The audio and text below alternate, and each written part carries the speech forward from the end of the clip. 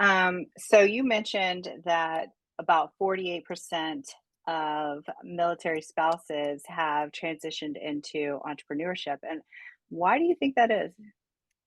So I think there's a couple reasons. One, there's an extraordinarily high rate of unemployment in military Mm, spouses. I can't quote that percentage off the top of my. It's high. It's really high, and it's not because most of us. I can't speak for all people's mindsets, but it's not because most of us want to be sitting at home.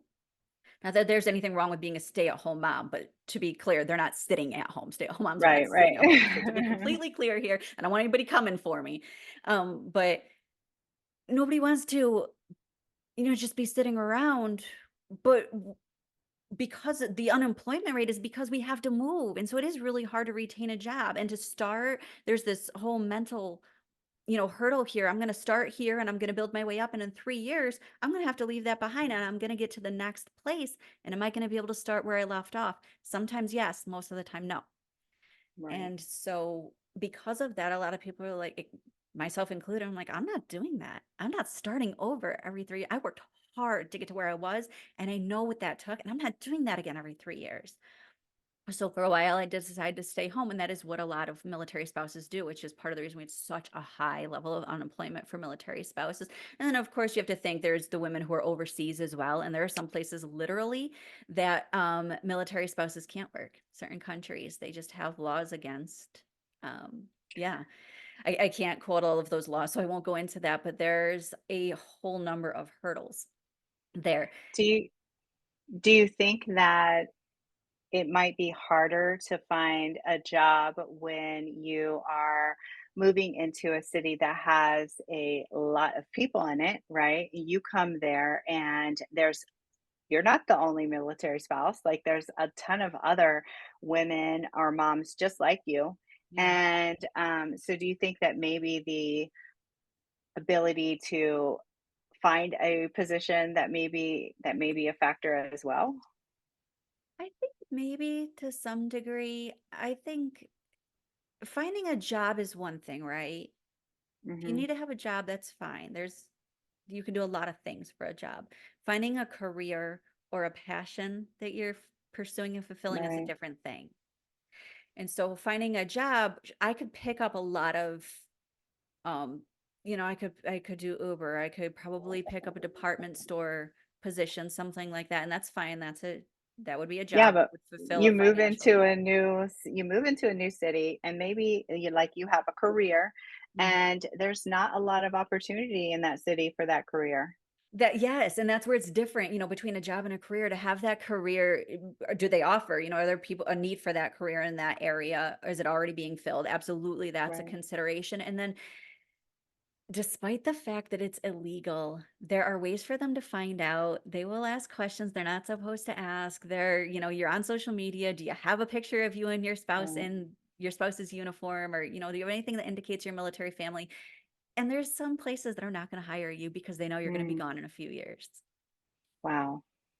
Yeah. That's an interesting thing because I know that in HR like that they do ask you like what are your long-term goals and everything. And so Yeah. yeah, if There's they ways for them probably to ask it without asking it. right, but if they figure out that you're gonna be leaving, I can see that they would be hesitant to hire someone because they know you're not there for the long haul. Yeah.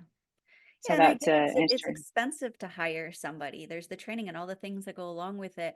And also, I still have to work or want to work or have to fulfill desire, right? So what do I do?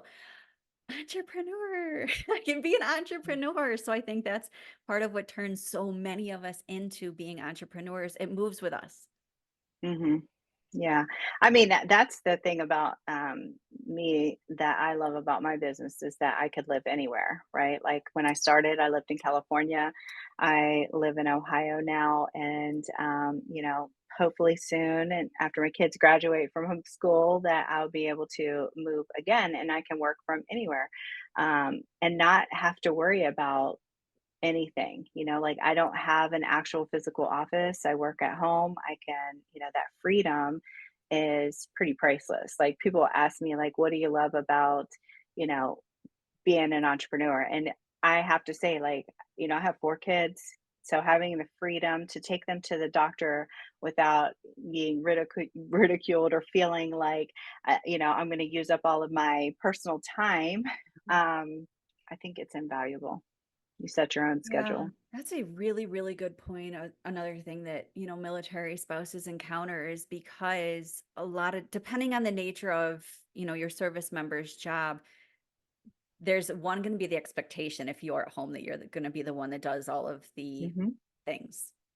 Right. And then because they do tend to go a lot. TDY, which is, Yeah. your temporary duty where they just go for a week or 2 weeks or, even a few months, that still would be considered like a temporary duty, depending on the Like location they they're go to. If somewhere it's a else? non-combat zone, it would be a temporary duty. And then, so you have those that happen pretty frequently for many service members, and then you have deployments. You occasionally you even have the thing where they go to a new duty station, they're not allowed to take their family for like a year, places like Korea. And Wow. then so there's a lot of things that go into that where the responsibility of all of the other things is going to fall on the spouse. And so then Right. she needs to have that flexibility. Right. And So it's like you could still do the thing that you want, right? But you have the freedom and the flexibility. I think that that's super important for I think it's important for moms in general I agree. because, you know, we it's so much pressure to be a mom. So much pressure, regardless if you're military, non-military, single, married, divorced, whatever. It's so much pressure in all the things that we are responsible for and that we take on. Sometimes we take on when we don't even need to. So Yeah.